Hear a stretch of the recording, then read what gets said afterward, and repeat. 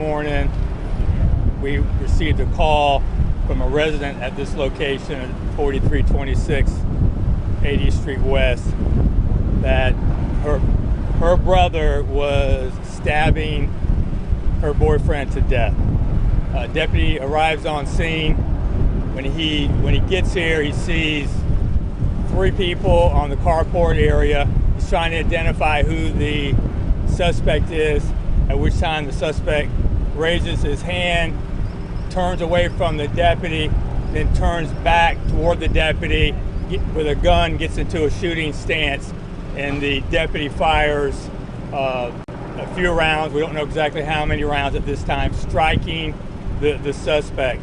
The suspect and the victim are now at Blake Hospital. Both of them are in critical condition. We do have the witness, who is the girlfriend of our stabbing victim, who is giving us the information at this time. So that's really all we have at this point. I'm very thankful that our deputy wasn't injured.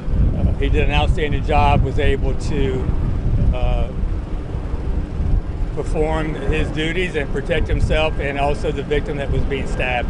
So at this point, I'll take any questions. That's really all we have at this point. Okay. Can you tell us if you've been out to this? Have there been any problems? We've been out here a few times. I believe that the suspect was actually irritated over the fact that the victim was not paying rent. So we have been out here a couple of times on some civil-related matters. Do you know the most recent time that you were out here for? I believe that we were out here actually yesterday at one point, and that was what the call was about. He just was extremely agitated over the fact that the boyfriend of his sister wasn't paying rent. Was he being evicted?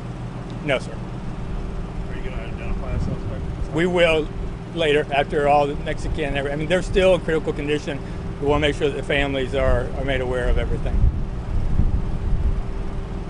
Any idea how many rounds struck the suspect? We don't know at this time. You know how many times the victim was stabbed? Multiple. It's a gruesome scene. There's a lot of blood on the carport area. There was several stab wounds to the front and to the back of the victim. How long did the entire conversation take after the officer arrived? Less than a minute.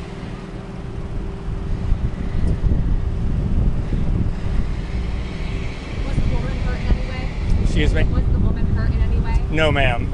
She was not injured, and she was the one that made the call when her boyfriend was being stabbed. And right now, she's talking to investigators. And was it the 3 of them who lived in that house? Yes, ma'am. Just the 3? Just the 3, yes. Well, you mentioned that the deputy went uninjured in this situation. Under protocol with the Bradenton County Sheriff's Office, has that deputy been put on administrative leave?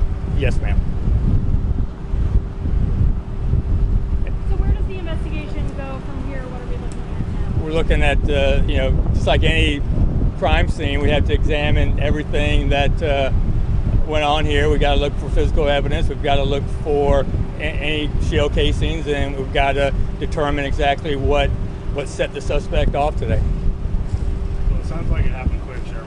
Give me was he here by himself before other units got here, or? Yes. Was the deputy alone throughout this entire incident? Yes, ma'am. Anything else? So right now we've got 2 separate investigations, obviously going on, one with the stabbing and one with the... Right, we have the routine administrative investigation that we have with any deputy involved shooting, and then the criminal investigation with the stabbing.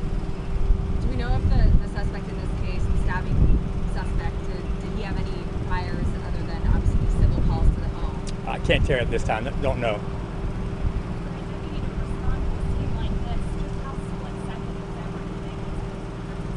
Well, I mean, this is what we train for, and unfortunately, this is the world that we live in. We know that at any moment, things can change. That the deputy was ready.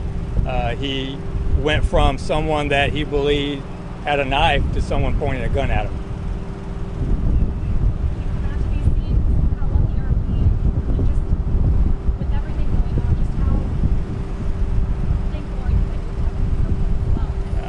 I'm I'm very thankful. I mean, we are very blessed that the deputy is okay and that no one else was injured, and and we take our training very seriously at the Bradenton County Sheriff's Office, because you just don't know what's going to happen.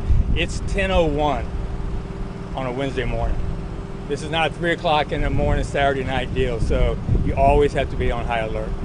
When the deputy came across a suspect, and you said the suspect reached for a gun, or he pointed a gun at the deputy? He had the gun somewhere on his person. We don't know where.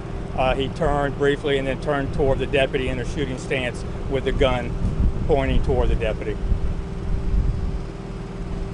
Were you able to describe the knife that was used at this time? We can't. No, we haven't got in there yet. We're still, processing the crime scene. Identifying the deputy at this time, can you tell us how long he's been with the sheriff's office? He's been with the sheriff's office for several years. He's a senior deputy. This is for shooting like this, deputy knowledge. Yes, ma'am. Did the suspect fire any shots at all? We don't believe. We believe that the deputy was able to react quickly and negate the threat. Anything else? Hey, thank you all.